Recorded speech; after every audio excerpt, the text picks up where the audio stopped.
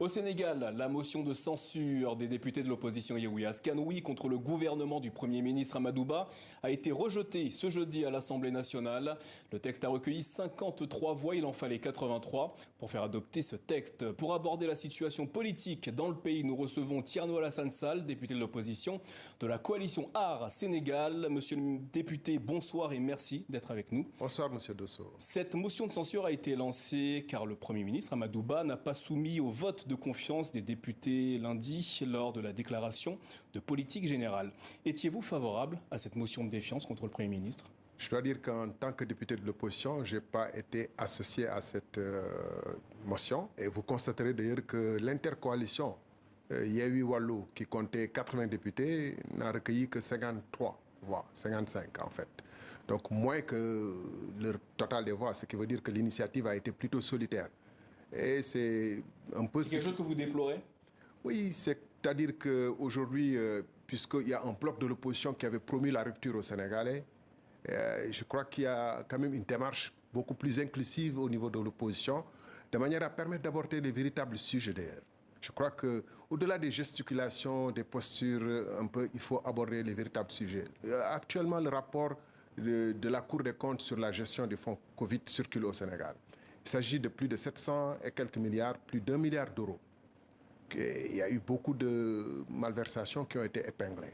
Par exemple, une agence de voyage qui aurait profité de 17 milliards pour justement, qu'est-ce que vous inspire ces révélations ?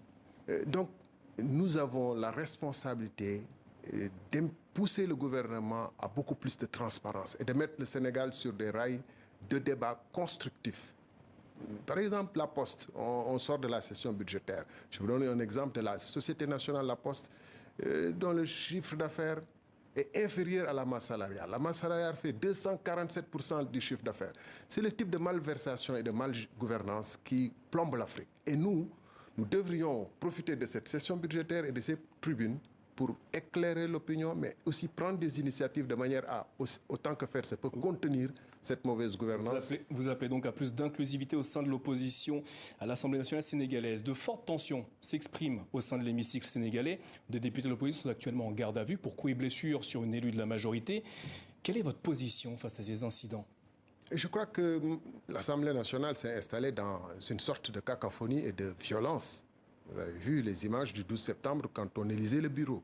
Il n'est pas surprenant quand les responsables des différentes coalitions n'ont pas pris les mesures nécessaires pour arrêter cette dérive, que ça se poursuive de cette façon. Il y a une sorte de course au radicalisme, à la radicalité, pour créer entre le bloc Yewwi et le gouvernement une sorte d'opposition frontale au détriment d'un débat de fond. Par exemple, 2023 sera la première année. Justement, le président Macky Sall maintient toujours le flou quant à ses intentions pour la présidentielle 2024. Est-ce que cela accentue justement la crispation au sein de la scène politique sénégalaise ? C'est clair que ça participe à la crispation puisque la Constitution doit être très claire et il n'y a rien à cacher sur des dispositions et la lecture qu'on fait des dispositions de la Constitution. On aime à dire au président que c'est le gardien de la Constitution, mais raison pour laquelle sa position sur les dispositions de la Constitution doit être claire. Et en réalité, il a été aussi absolument clair au moment du référendum de 2016 pour mettre en place la nouvelle Constitution et absolument clair 2 ans après, au moment de la présidentielle, pour dire qu'il n'avait droit qu'à un second et dernier mandat à partir de 2019. Alors justement, vous évoquez Macky Sall et la Constitution sénégalaise. Interrogé par nos confrères de New York Times il y a quelques heures, ce sujet d'un éventuel 3e mandat de Macky Sall, il a répondu « Il est clair qu'aujourd'hui, il n'y a pas de débat juridique ». Cette réponse vous surprend-elle de la part du président sénégalais ? Non, il n'y a pas de débat juridique puisque, comme il l'a écrit, il n'a pas droit à un autre mandat. Il n'y a pas de débat juridique. Il y a une campagne d'enfumage et de communication au niveau international pour faire croire à l'opinion internationale qu'il a droit à un 3e mandat.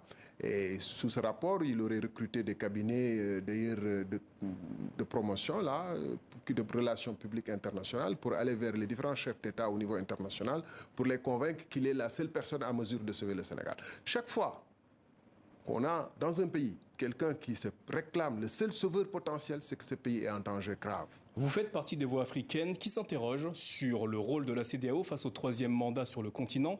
Selon vous, quelle doit être la position de l'institution ouest-africaine quant à ces situations? Il me semble que la CEDEAO doit être dans le sens du progrès et apporter des réformes absolument nécessaires. D'ailleurs, un des présidents, le président du Niger, M. Bazoum, avait pris l'initiative d'introduire un texte visant à la limitation des mandats. Il est curieux que ce soit le Sénégal qui s'y soit opposé, alors même que cette disposition figure dans notre Constitution. Alors, maintenant, si on verrouille le jeu démocratique, si on crée les conditions que le pays devienne une cocotte minute, il ne faut pas s'étonner que ça explose. Et quand ça explose, on dit il faut mettre le pays sous sanction, ils sont en train d'envisager, les chefs d'État, à mettre en place une force d'interposition pour empêcher les coups d'État. Comment voulez-vous, par exemple, dans le cas du Burkina, quand le peuple entier est dans la rue pour réclamer le départ d'un président et qu'il n'y a que l'armée qui puisse déverrouiller cette situation, comment voulez-vous envoyer vos forces contre un peuple souverain? Et la CEDEAO, je le rappelle, n'a jamais été constituée sur la base de référendums dans les différents pays. C'est les mêmes assemblées nationales dirigées par les chefs d'État avec leur conseil constitutionnel qui ont mis en place un dispositif qu'ils sont en train de parfaire pour faire en sorte de rester au pouvoir. Vous vous souvenez que la situation du Mali résulte d'un coup d'État électoral qu'avait tenté Ibeka, contre lequel il y a eu des manifestations qui ont abouti à un coup d'État militaire. Et ce n'est qu'en ce moment que la CEDEAO s'est levée, non pas pour mettre fin au coup d'État électoral de M. Ibeka, mais au coup d'État qui était la résultante de la tentative de hold-up électoral. Thierno Alassane Sall, merci d'avoir répondu à nos questions ce soir au sujet de la situation politique au Sénégal. Merci à vous. C'est moi.